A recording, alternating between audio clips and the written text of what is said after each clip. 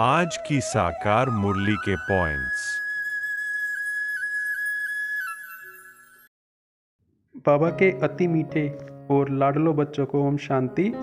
तो रोज़ बाबा हमें मीठी मीठी मुरली सुनाता है। इतनी दूर से आके बाबा हमें रोज़ मुरली पढ़ाता है। तो कुछ पॉइंट होते हैं जो हमें याद रहते हैं, लेकिन कुछ गहरे पॉइंट भी होते हैं, मेन पॉइंट होते हैं जिस पर हमारा ध्यान नहीं जाता। आज से हम जो मेन टॉपिक होते हैं मुरली के, उस पर पूरा अध्ययन करेंगे और उन टॉपिक को बहुत ही गहराई से हम सुनेंगे भी और अपने जीवन में उन्हें धारण भी करेंगे।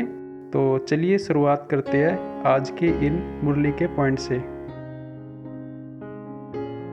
आज की मुरली से जो मेन पॉइंट निकल के आए हैं वो 6 पॉइंट है। नंबर 1 है रूहानी भाई भाई की दृष्टि रखनी है। नंबर 2 है आपस में लून पानी नहीं होना है। नंबर 3 है अपना पोता मेल चेक करना है कि कहाँ तक हम श्रीमत पर चलते हैं। नंबर 4 है लोभ भी कड़ा विकार है, इससे मुक्त बनो।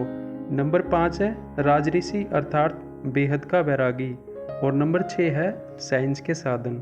तो आइए आज इन पॉइंट्स पर चर्चा करते हैं। पहला पॉइंट रूहानी भाई भाई की दृष्टि। आज बाबा ने कहा तुम आपस में भाई भाई हो, अर्थात आत्मिक संबंध। जब हम आत्मा रूप में स्थित होकर सामने वाले व्यक्ति के मस्तक में आत्मा भाई को बड़े प्रेम से देखते हैं तो इससे आत्मा भाई भाई का संबंध जुड़ता है और सामने वाली आत्मा को भी शुभ वाइब्रेशन पहुंचते हैं। इससे देह का अभिमान टूट जाता है।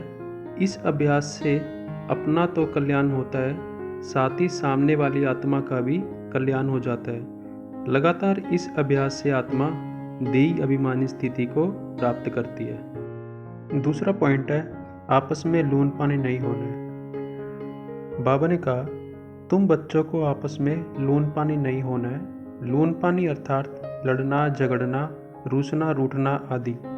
लून पानी कब होते हैं? जब हम बाबा को और अपने आत्मिक भाई भाई के संबंध को भूल जाते हैं। फिर बाबा ने कहा अगर भाई भाई यहाँ ही लड़ते झगड़ते हैं या प्यार नहीं करते तो वह भाई नहीं ठहरे, अर्थात देह अभिमान में आ जाते हैं। जैसे बाप का आत्माओं से लव है, ऐसे तुम आत्मा भाई भाई का लव होना चाहिए।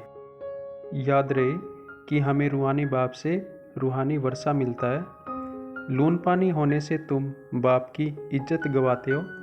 लून पानी होंगे तो हम ईश्वरीय संतान कहला ना सके। तीसरी पॉइंट है अपना पोता मेल चेक करना है। आज बाबा ने पोता मेल में बताया कि एक तो चेक करना है कि हमारे अंदर अभी क्रोध का अंश कितना बचा है, परसेंटेज निकालनी है कितना हमने क्रोध पर नियंत्रण पाया है।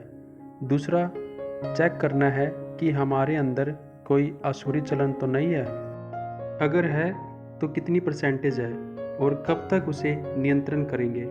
तीसरा दैवी गुण कितने धारण किए है।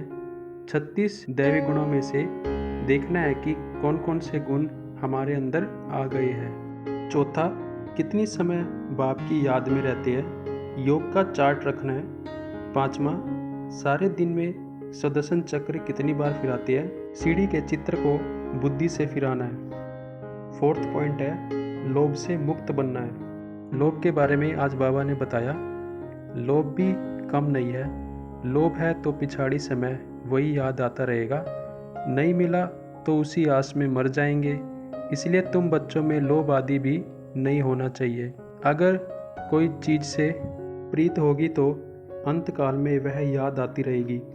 खाने का भी लोभ होगा तो मरने के समय वह चीज़ ही याद आती रहेगी, यह खाऊं, फिर पद भ्रष्ट हो पड़ेगा। पांचवा पॉइंट है राजऋषि अर्थात बेहद का वैरागी।